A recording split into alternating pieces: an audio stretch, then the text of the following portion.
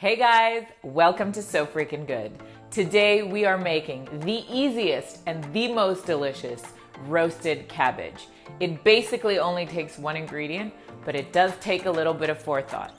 I like to keep this cut cabbage in the freezer at all times for a simple side dish. I'm gonna show you how to make it, and it's so freaking good. The key with this recipe is that we are freezing the strips of cabbage in order to tenderize them. The ice crystals that form in the cells of the cabbage literally tear apart the cells, making the cabbage more tender and more delicious.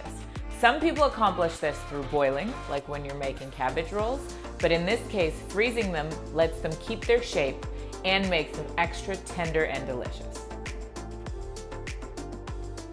Once the cabbage is in the Ziploc, you want to get all the air out. So I like to roll it tight and then finish sealing it.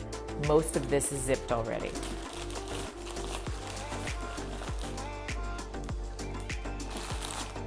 That way, you've got a nice airtight package.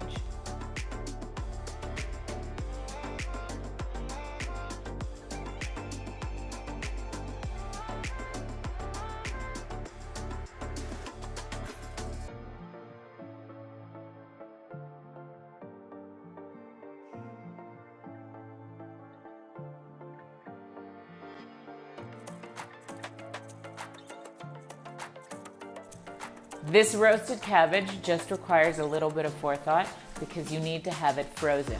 But other than that, it's basically one ingredient and it's super delicious. In fact, the best bits are the little almost burnt crispy bits. If you make this roasted cabbage, be sure to let me know in the comments below what you think. Roasted cabbage, it's so freaking good.